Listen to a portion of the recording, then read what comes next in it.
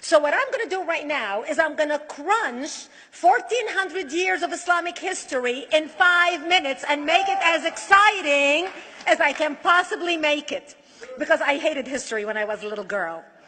At this age, I appreciate history. And now I understand why they say those who don't learn from history are doomed to repeat it. In order for you to understand why Western civilization is very different than the Islamic world, you need to understand the history of Islam. When Prophet Muhammad supposedly revealed his revelation from the angel Gabriel that he is supposed to be the last of the prophets in the early 600s, he started preaching in his own city, Mecca. He tried to recruit friends and followers to be able to spread his religion. And he tried for 12 years and failed. And after 12 years, he was only able to recruit his immediate family and friends. So he decided, if I go to Medina, which was the Jewish hub of Arabia, the business hub where the Jews lived, if I go there and preach my religion to them, if they accept me, that will buy me respect and stature between my own people, and they will accept me. So Prophet Muhammad started borrowing a lot from the Old Testament to make his religion more palpable to the Jews, to make it a lot similar. This is why you see a lot of similarities between Judaism and Islam. For example, Jews don't eat pigs, Muslims don't eat pigs. Jews pray a few times a day, Muslims pray a few times a day. Jews fast on Yom Kippur, Muslims fast on Ramadan. And this is why you started seeing a lot of good writing in the beginning of the Quran when Prophet Muhammad was saying all the good things about the people of the book. He took his message and went to Medina trying to recruit the Jews, talking about the people of the book, talking about how similar the two religions are. When they refused to accept him and follow him as the last of the prophet, that's when he turned against them and started killing them and started expelling them. That's when Islam went from a spiritual movement for the first 12 years of Islam into a political movement cloaked in religion after the year of the Hijrah, after Muhammad went to Medina and the Jews did not accept him. He became a military warrior and declared war on them and started expelling them. Jews and Christians became dhimmi, or second-class citizens. They were only allowed to stay alive and not be killed only by paying the jizya, or the protection tax. So they had a choice: convert to Islam, or if you want to stay alive, you have to pay the jizya or protection tax, living as dhimmi in the Islamic nation. Christians and Jews could not ring church bells. Jews could not blow the shofar. Christians could not ring church bells. They could not pray publicly. Christians and Jews could not gather together and build new churches or new temples. And the way they paid the jizya, or the protection tax, was in a monthly ceremony where they would get together downtown and the Jew would kneel on his knee and hand his goods to the mullah, who would take the goods as the price for buying the protection. And in many areas, Jews and Christians were given necklaces to wear as a receipt that they paid their jizya, or their protection tax. Jews considered najis under Islam. Najis is bodily fluid. Najis is garbage. Najis is dogs. Najis is dirty. So Christians and Jews were treated as second-class citizens. Islam continued to grow. As Islam grew, more people became dhimmi, or second-class citizens. Jews and Christians were given identifiable clothing. The yellow star, which was given to the Jews, that most people think is a German invention. It was actually an Islamic invention in the 9th century in Iraq by the second Khalif al-Mutawakkil of Iraq, who invented the yellow star for the Jews to be identified as they walked down the street. Because Jews were considered najis, if a Muslim man or a Jew walked on the same side of the street, the Jew had to cross the other side so the Muslim man can walk, so he's not dirtied by the filth of the Jew. Christians were given the zunnar, the belt, which most of you men are wearing right now. That was an Islamic invention for the Christians. Islam continued to grow. They went all the way to Jerusalem. They conquered Jerusalem. Christians couldn't ring their church bells in Jerusalem. The Pope in Rome in 1090 told the Christians, how could you sit idly by and allow your brethren to suffer like this in the Holy Land? You need to go liberate the Christians. You need to go help the Christians. That's why the Crusaders were launched. The Crusaders were not launched because they just felt like waking up in the morning and going and converting a bunch of Muslims or beheading them. The Crusaders were launched to liberate Jerusalem. And they were able to liberate Jerusalem for less than 100 years before Salah ad-Din al-Ayyubi, Saladin, took it back, and Jerusalem remained under Islamic control until 1967, when the State of Israel liberated Jerusalem, where Christians, Jews, and Muslims could pray under the same sky.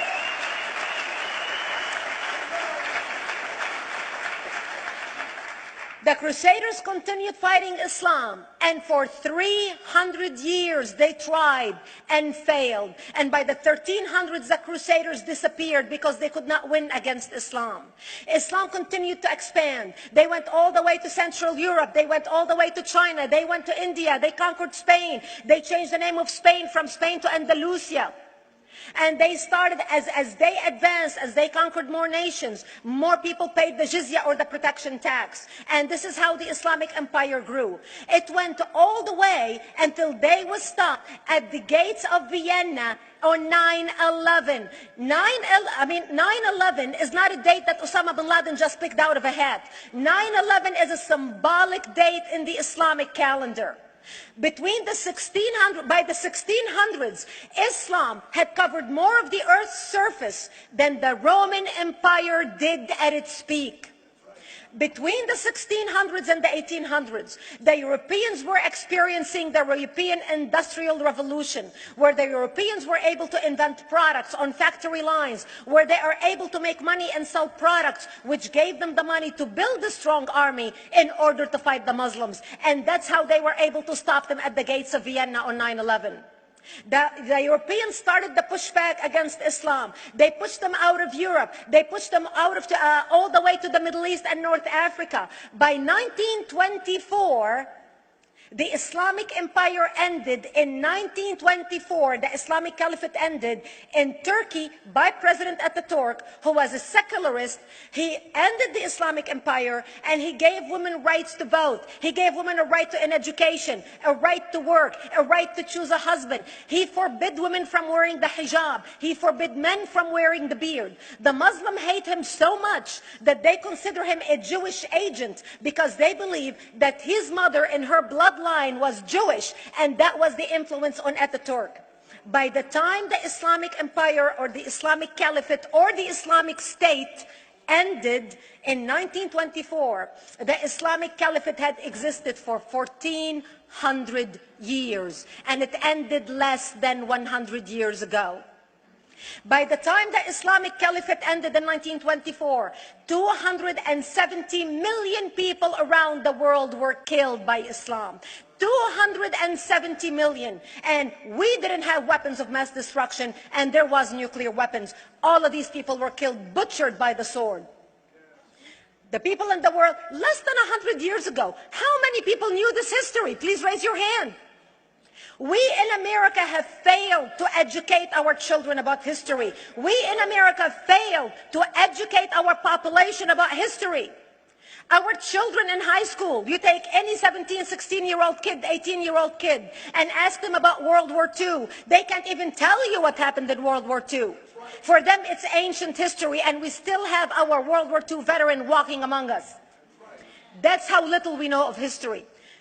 Islam ended in 1924, the Caliphate. People thought the Caliphate will never be resurrected. The Caliphate will never come back. But two things happened in the Middle East in the last century that made the Islamists be able to resurrect the Caliphate.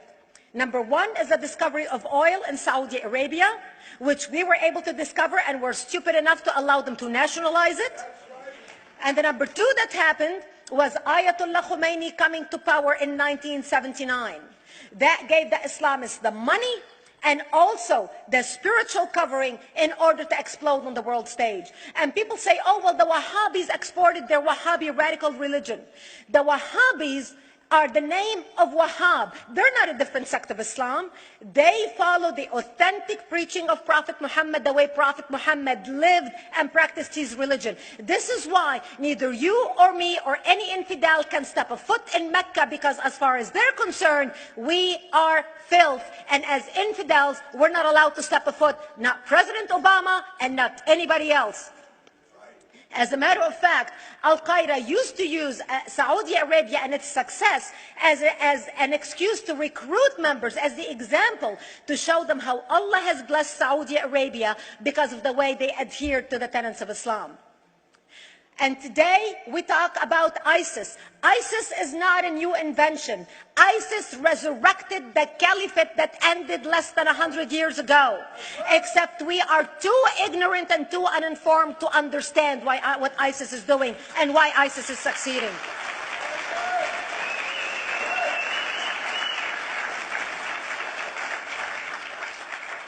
Two things you need to understand about Islam and the principles of war in Islam. One is the law of taqiyya, which means lying and deception. It means that a Muslim man can lay his hand on the Quran and swear that he is telling the truth, knowing that he is lying, but also knowing that the Quran will forgive him because he is advancing the cause of Islam. The second thing you need to know about is that the Treaty of Al-Hudaybiyah, which is an Islamic principle of war and a model on how to deceive your enemy when you have to sign peace treaties with your enemy. And it is based on an example by Prophet Muhammad. Prophet Muhammad was attacking the Meccans and their caravans when he was living in Medina. One day he attacked them because this is how he got the goodies. He would attack them, rob them, and spread the goodies among his men. And this is how he was able to recruit, because this is how people made money without working. And so he attacked the Meccan caravans. When he realized he's not able to defeat the Meccans in that city of Al-Hudaybiyah, in that place, he signed a 10-year treaty with them. Does that sound familiar? A 10-year treaty with them that says he will not attack them, he will have peace with them, he will not declare war on them.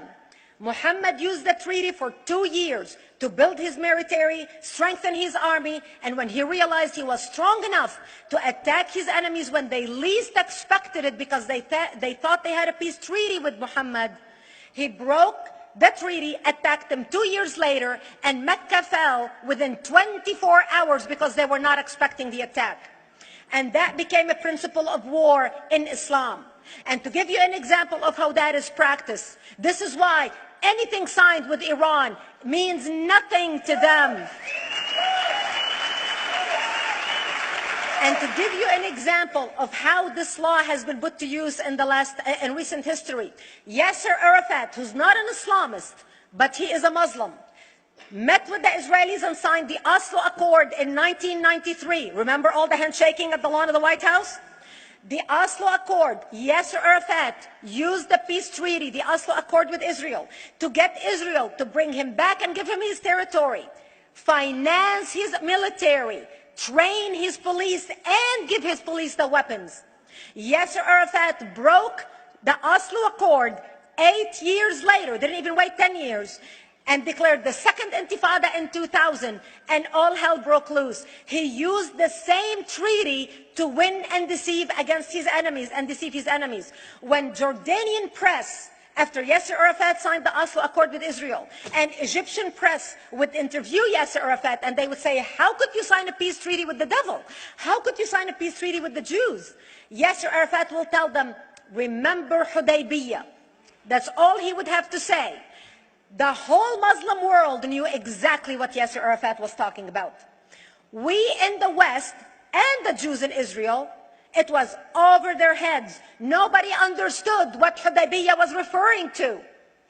And this is the type of deception that we are dealing with. So when Iran signs a peace treaty with the United States for 10 years, they are using us as useful idiots, as gullible, ignorant people who are signing a peace treaty with the devil in order for Iran to continue her thing.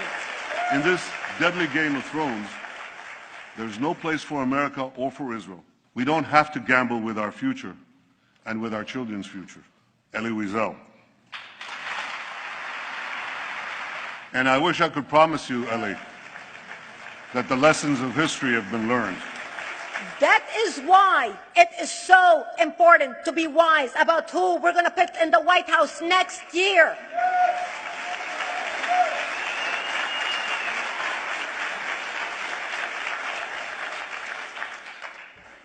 This is why it is very important that whoever we're going to elect next year to office, that the next president be well informed about the history of radical Islam, understand our enemy, understand what ISIS is all about, understand what their end goal is. And this is exactly, people are wondering how come ISIS is having such success recruiting people from all over the world. They exploded all over the world.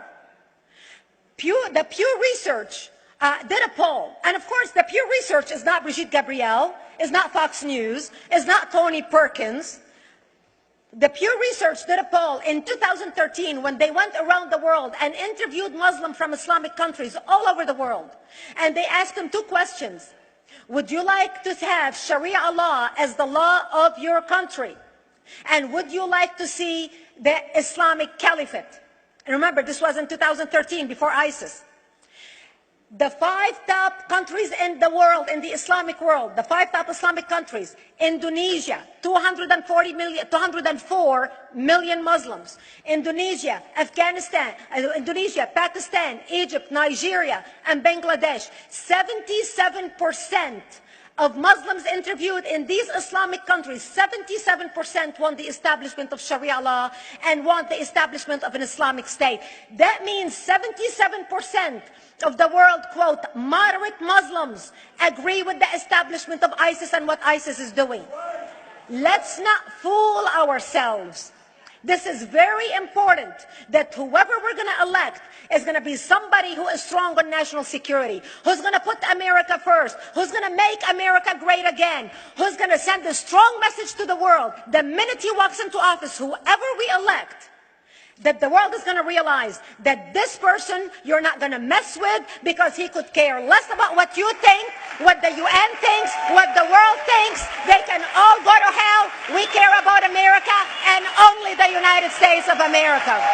I hope that we learn from the lessons of history, that we learn from the Elie Wiesels, from the Brigitte Gabriels, and many others who are warning America about what's to come. May God bless you one and all, and may God bless the United States of America. Thank you.